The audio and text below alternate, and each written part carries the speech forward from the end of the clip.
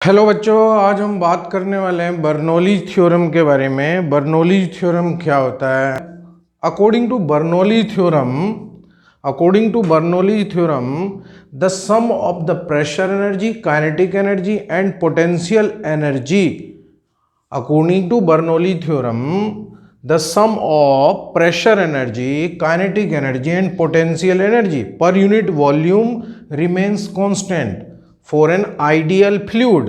Ideal fluid को किसको बोला जाता है? आइडियल फ्लूइड जो क्या होता है? Non viscous. आइडियल फ्लूइड किसको बोला जाता है? जो इरोटेशनल का मतलब जिसमें एंगुलर मोमेंटम नहीं होगा, जिसका एंगुलर मोमेंटम क्या होगा? जीरो होगा। और स्ट्रीमलाइन फ्लो होगा, तभी जाकर बर्नौली थ्योरम वैलिड होता है। तो बर्नौली थ्योरम में हमें क्या प्रूफ करना है? P plus 1/2 rho V square plus rho G H is equals to constant. It means pressure energy, kinetic energy and potential energy per unit mass remains constant. तो यहाँ पर हमने एक ट्यूब ले रखा non uniform area of cross section का। इसका जो एरिया ऑफ क्रॉस सेक्शन है A1 and area of cross section of the second end is A2.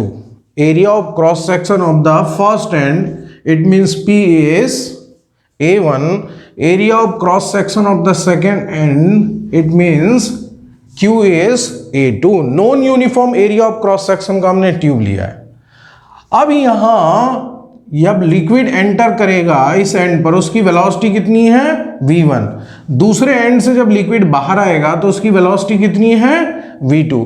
अब इसमें लिक्विड एंटर क्यों करेगा भाई? लिक्विड के ऊपर जब प्रेशर होगा, जब फोर्स अप्लाई होगा, तभी तो लिक्विड क्या होगा? इसके अंदर एंटर करेगा। और दूसरे एंड से लिक्विड क्या होगा? बाहर निकलेगा दूसरे एंड से। तो अब यहां अगर लिक्विड की स्पीड v1 है तो डेल्टा टी टाइम में इस एंड पर लिक्विड कितना डिस्टेंस ट्रेवल करेगा? डेल्टा टी टाइम में कितना डिस्टेंस ट्रेवल करेगा? v1 delta T. और सेकेंड एंड पर कितना डिस्टेंस ट्रेवल करेगा? सेम टाइम में कितना डिस्टेंस ट्रेवल करेगा? v2 delta T. तो अब इसका हम प्रूफ करते हैं। तो सबसे पहले ये कंजर्वेशन ऑफ मास पे बेस्ड है, कंजर्वेशन ऑफ मास पर बेस्ड है बर्नौली थ्योरम। जितना लिक्विड एंड पी पर एंटर करेगा, ठीक उतना ही लिक्विड एंड क्यू से क्या होगा? एग्जिट होगा। तो कितना लिक्विड यहां से एंटर करेगा ये हम निकाल लेते हैं। तो हमें पता है कि mass is equals to volume और इनटू में कितना होता है? Density. Mass is equals to volume into density. So mass is equals to volume into में डेंसिटी। तो mass is equals to area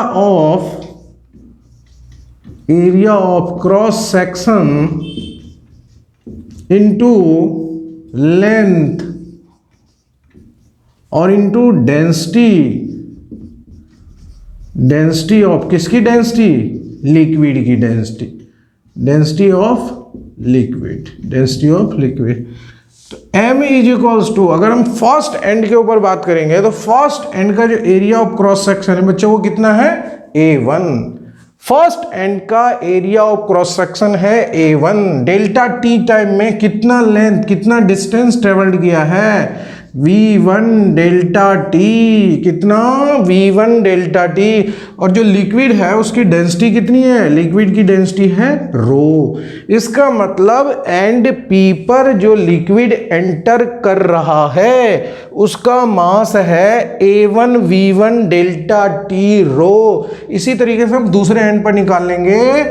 second and का जो एरिया ऑफ क्रॉस सेक्शन है वो है A2 और वहां पर डेल्टा टी टाइम में कितना डिस्टेंस ट्रेवल कर रहा है? v2 delta T. और भाई लिक्विड की डेंसिटी तो वही रहेगी, जो लिक्विड यहां पर एंटर कर रहा है वही लिक्विड दूसरे एंड से बाहर निकल रहा है। तो इससे अगर हम एक रिलेशन फाइंड करते हैं तो हमारे पास एक रिलेशन ये आ जाता है A1 V1 is equals to A2 V2। A1 V1 is equals to A2 V2। इससे हम ये भी बोल सकते हैं इक्वेशन ऑफ कॉन्टिन्यूटी होता है, जहां पर एरिया ज्यादा होगा, जहां पर एरिया ज़्यादा होगा, जिस एंड का एरिया ग्रेटर होगा वहां पर स्पीड कम होगी, जिस एंड का एरिया स्मॉलर होगा वहां पर लिक्विड की स्पीड क्या होगी, वहां पर लिक्विड की स्पीड ज़्यादा होगी। तो यहां हमें क्या निकालना है, ये यूजली कंजर्वेशन ऑफ एनर्जी को भी शो करता है, यानी जितना एनर्जी प्रेशर के द्वारा अप्लाई किया जाता है, यानी वर्क डन बाय, इसको हम लिख सकते हैं work done by pressure energy is equals to change in kinetic energy plus change in potential energy. क्या बोल सकते हैं इसको, हम बोल सकते हैं work done by pressure energy is equals to change in kinetic energy plus change in potential energy. तो हम यहाँ पर ये वैल्यू फाइंड करेंगे, प्रेशर एनर्जी के द्वारा कितना वर्क डन होगा, काइनेटिक एनर्जी जब लिक्विड यहाँ से शिफ्ट होकर दूसरे एंड पर जाएगा निकलेगा तो वहाँ पर उसकी काइनेटिक एनर्जी कितनी चेंज होगी और उसकी पोटेंशियल एनर्जी कितनी चेंज होगी। तो चेंज इन काइनेटिक एनर्जी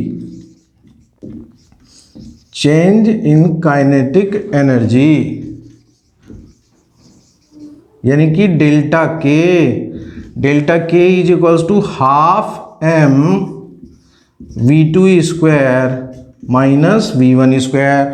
अब बताओ बच्चों, यहाँ पर स्पीड इसकी ज़्यादा होगी फर्स्ट एंड पर या सेकेंड एंड पर, सेकेंड एंड पर इसकी स्पीड ज़्यादा होगी, सेकेंड एंड का एरिया क्या है, कम। आप इस रिलेशन को समझिए, जहाँ एरिया कम होता है वहाँ स्पीड क्या होगी, ज़्यादा होगी, ग्रेटर होगी। इसीलिए सेकेंड एंड पर जो काइनेटिक एनर्जी की वैल्यू होगी half m v2 square is greater than half m v1 square, जो कि काइनेटिक एनर्जी फर्स्ट एंड पर है। और मास की वैल्यू यहाँ पर कितना है, तो मास की वैल्यू इनमें से हम कोई भी पुट कर सकते हैं। तो हाफ m की वैल्यू कितना है, a1 v1 डेल्टा t रो v2 square minus v1 square. ये हमने क्या फाइंड कर लिया बच्चों, यहाँ पर हमने फाइंड कर लिया चेंज इन काइनेटिक एनर्जी, हमने ये फाइंड किया डेल्टा के की वैल्यू। इसी तरीके से हम फाइंड कर लेंगे अब change in potential energy, change in potential energy, change in potential energy delta U. अब आप लिक्विड यहां से शिफ्ट होके एंड P से शिफ्ट होके एंड Q की तरफ जा रहा है, तो जब लिक्विड यहां से यहां पर पहुंचेगा तो वहां पर हाइट बढ़ जाएगी, तो यहां पर उसकी पोटेंशियल एनर्जी क्या होगी, ज्यादा, mgh2। सेकेंड एंड पर पोटेंशियल एनर्जी क्या होगी, ग्रेटर, माइनस mgh1, यानी delta U is equals to mgh2 minus h1। और m की वैल्यू हम इनमें से कोई भी ले सकते हैं। यहाँ पर फर्स्ट एंड पर जितना लिक्विड फर्स्ट एंड के टर्म्स में लिया है, तो यहाँ पर फिर से एक बार a1 v1 डेल्टा t रो g h2 माइनस h1। इस तरीके से हमने चेंज इन काइनेटिक एनर्जी और चेंज इन पोटेंशियल एनर्जी की वैल्यू फाइंड कर लिया। अब आप इसको उतार लीजिए, कॉपी कर लीजिए यहाँ से। तो change in kinetic energy and change in potential energy हमने फाइंड कर लिया है। अब हमें क्या फाइंड करना है, हमें फाइंड करना है work done by pressure energy. We have to find the work done by pressure energy. Work done by pressure energy. तो प्रेशर कहां कहां वर्क करेगा, यहां पर प्रेशर वर्क करेगा फर्स्ट वाले एंड पर, और यहां से प्रेशर पुश करेगा यहां पर, और फिर जो लिक्विड है ना, जो इधर की तरफ जा रहा है, तो नेक्स्ट वाला जो लिक्विड होता है वो उससे पहले वाले लिक्विड के ऊपर रिएक्शन अप्लाई करता है, इसीलिए सेकेंड एंड पर जो फोर्स की डायरेक्शन है वो चेंज हो जाएगा। सेकेंड एंड पर जो फोर्स की डायरेक्शन है वो चेंज हो जाएगा। तो फर्स्ट एंड पर जो वर्क करना पड़ेगा वो पॉजिटिव होगा और सेकेंड एंड पर जो वर्क करना पड़ेगा वो नेगेटिव वर्क डन होगा। किसके द्वारा? प्रेशर के कारण। तो फर्स्ट एंड पर अगर हम वर्क डन निकालेंगे तो force is equals to work done is equals to force into displacement. तो फोर्स यानी कि कितना? P1A1, यही है ना, force is equals to pressure into area यानी कि यहाँ पे, और डिस्प्लेसमेंट यानी कि कितना हुआ है? V1 delta T. भाई इस एंड पर लिक्विड तो इधर की तरफ ही डिस्प्लेस हो रहा है, V1 delta T plus second वाले एंड पर आओ, आप देखो फोर्स की डायरेक्शन इधर की तरफ है, क्योंकि नेक्स्ट वाला जो आगे लिक्विड बढ़ रहा है वो उससे पहले वाले लिक्विड के ऊपर क्या कर रहा है? रिएक्शन अप्लाई कर रहा है। तो यहां पर क्या हो जाएगा? P2A2 और कितना डिस्प्लेस हुआ है? अब देखो फोर्स की डायरेक्शन तो क्या है? इधर, इस एंड पर, लिक्विड तो उधर ही डिस्प्लेस हो रहा है ना, तो इसलिए क्या हो जाएगा? V2 डेल्टा टी यानी P1A1 V1 delta t minus P2A2 V2 delta t, यानी कि ये work done by pressure energy है। Work done by pressure energy की वैल्यू ये हमारे पास आ गई। अब अभी हमने कंजर्वेशन ऑफ मास का रिलेशन फाइंड किया था, कंजर्वेशन ऑफ मास का रिलेशन फाइंड किया था, तो उसमें A1 V1 delta T is equals to A2 V2 delta T, ये वैल्यू इक्वल आ गए थे। तो अगर ये वैल्यू अगर इक्वल पुट कर देते हैं तो यहाँ कॉमन आ जाएगा A1 V1 delta T P1 minus P2। तो अब हमने यहाँ पर फाइंड कर लिया work done by pressure energy, work done by pressure energy हमने फाइंड किया, और change in kinetic energy, change in potential energy. अब इसकी हेल्प से हम सॉल्व करेंगे।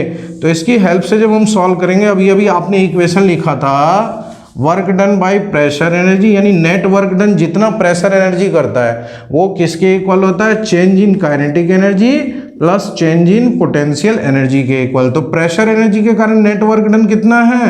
नेट वर्क डन कितना है? नेट वर्क डन कितना है प्रेशर एनर्जी के कारण?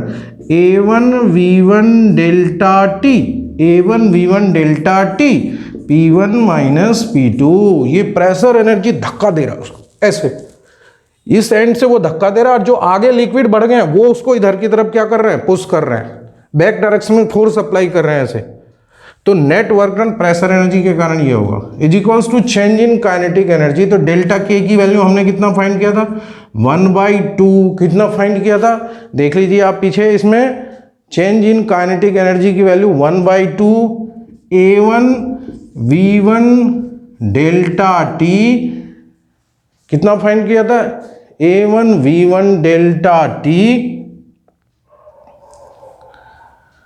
V2 square minus V1 square, V2 square minus V1 square into में रो, ये आपकी चेंज इन काइनेटिक एनर्जी।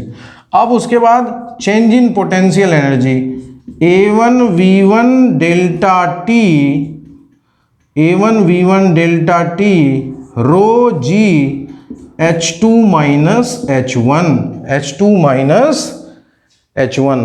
अब देखो बच्चों इसमें क्या क्या कॉमन आ जाएगा? A1 V1 delta T, A1 V1 delta T, A1 V1 delta T, पूरे से A1 V1 delta T common आके कैंसिल हो जाएगा। P1 minus P2 is equals to 1/2 rho V2 square minus V1 square plus rho G H2 minus H1। अब जब हम इसको solve करते हैं तो P1 प्लस हाफ रो V2 half rho V1 square, जो ये माइनस वाला टर्म्स जब इधर आएगा तो प्लस हो जाएगा, प्लस रो जी H1, ये माइनस इधर आएगा तो प्लस हो जाएगा, is equals to minus P2 जब राइट साइड में जाएगा तो P2 plus 1/2 rho V2 square plus rho G H. मतलब फर्स्ट एंड के लिए ये वैल्यू और सेकेंड एंड के लिए ये वाली वैल्यू। तो देख रहे हो आप, सेम है। फर्स्ट एंड पे प्रेशर कितना था P1, स्पीड कितनी है V1, हाइट कितनी है फर्स्ट एंड की H1। तो इसके कारण ये टोटल एनर्जी। और सेकेंड वाले एंड पर प्रेशर P2 है, स्पीड V2 है, हाइट H2 है, तो टोटल एनर्जी हो गया। तो इसको हम अब लिख सकते हैं कि P plus half rho V square plus rho GH is equals to constant. P plus half rho V square plus rho GH is equals to constant. मतलब बर्नौली प्रिंसिपल, बर्नौली थ्योरम जो हमें प्रूफ करना था वो proof हो चुका है। P plus half rho V square plus rho GH is equals to constant. ये इक्वेशन किसके टर्म है? Pressure energy per unit volume. इसको अगर हम pressure energy per unit mass के टर्म्स में लिखेंगे तो P by rho plus 1/2 V square plus GH is equals to constant. ये क्या है? Total energy